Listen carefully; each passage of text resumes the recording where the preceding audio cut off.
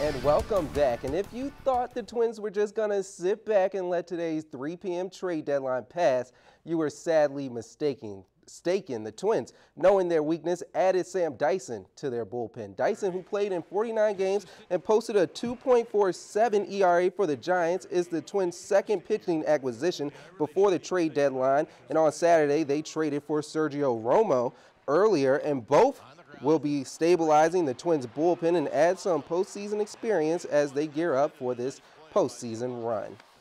And the Twins, they did have a game today as you take a look at a happy front office for the Twin Cities. And one thing they don't have a problem with is hitting the long ball, as Mitch Garver, he gets the derby started in the top of the third. A 3-run bomb, the Twins lead 3-0 after 3. Top of the fifth, Max Kepler once in on the action. He hits a solo home run, and we're just going to call this a home run party because next up at bat, we're going to stay in the fifth. Eddie Rosario, he wants a piece of the pie. Another solo blast for the Twins, who lead 6-0. And then in the bottom of the sixth, Jose Barrios gets into a zone. He strikes out the side. He had 11 strikeouts in this game as the Twins go on to win 7-4. They lead the series 2-0, and of course Barrios had an excellent game. 7 innings played, 11 strikeouts, and Garver with that home run. And again, the Twins added to their bullpen, adding Sam Dyson today.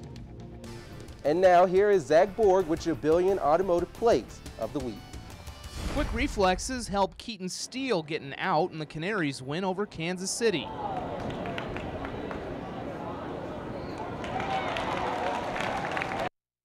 Katie Party and Andrew Iverson helped the Sioux Falls swim team sweep the 400-meter relay, swimming the anchor legs of victories at the South Dakota State Long Course Championship. Though the football opener is still a month away, Brandon Valley's Thomas Skolton and Cole Siliuson look like they were in mid-season form at the Riggs 7-on-7 tournament. 1 week after losing 2 games to Brandon Valley by a combined score of 13-0, Michael Drotzman's 2-run single in the 7th helps Yankton rally past Brandon Valley for a win at the state tournament. Topping our countdown is a masterful performance from Cheyenne Masterson. She hit a pair of home runs, including a grand slam, to help lead the Sioux Falls Steel to the Northern National Championship. And those are your Billion Automotive Plays of the Week. And the Canaries got the 8-6 win over the T-Bones last night, and tonight they were looking for more of the same.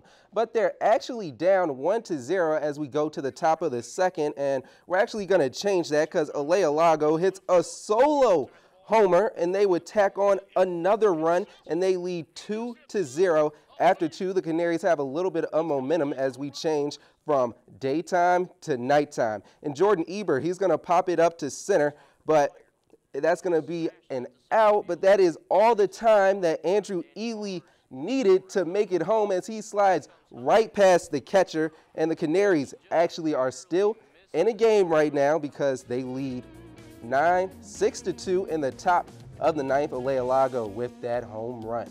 And Brenton, South Dakota native Dallas Goddard had an impressive rookie season where he scored 4 touchdowns, and he is expected to have an even bigger role in the city of brotherly love. The Eagles have one of the best rosters in the league with the return of deep threat Deshaun Jackson, and they are a team primed and ready to make another Super Bowl run. Goddard is expected to be right in the middle of it, but he is still the backup to one of the best tight ends in the league in Zach Ertz, and this could be a frustrating position for many players. However, for Goddard, he says his days back in Brookings prepared him for this role. A lot of good players in college. We had a wide receiver that was getting a lot of touches, so I just put touches with him, and we were winning games, and that's all that really mattered. Obviously I want to be the guy that's getting all the touches, doing all that, but, that's just not realistic with the team we have. And with the first game of the season less than a month away, the Jackrabbits held their first practice today. And for the first time in about 3 years, there is a question mark at the quarterback position. Coach John Stingelmeyer said he understands how much of a luxury having Taryn Christian orchestrating the offense was, but now he is just looking for a quarterback that can steady the ship. We're blessed to have Taryn Christian for 4 years. We've got a ton of really good running backs, good receivers, good tight ends. So we don't need a guy necessarily to make every play like Taryn could, but a guy to manage to get us in the right play, hand it off to the right guy, throw it to the right guy. Coach said it first, and with 5 quarterbacks on the roster, this job is wide open. Let's go to Corbett Field, where it looks like 2 mascots are fighting a little bit, but the Sabre Dogs are taking on the Hot Shots. Dogs down 1-0, and Hot Shots starter Trevion Wells Ring retires the side, and Sirius Valley would tack on more in the third. Mason Dennison skies one. Looks like a sack fly, but Phil Childs is able to score because the right fielder drops it.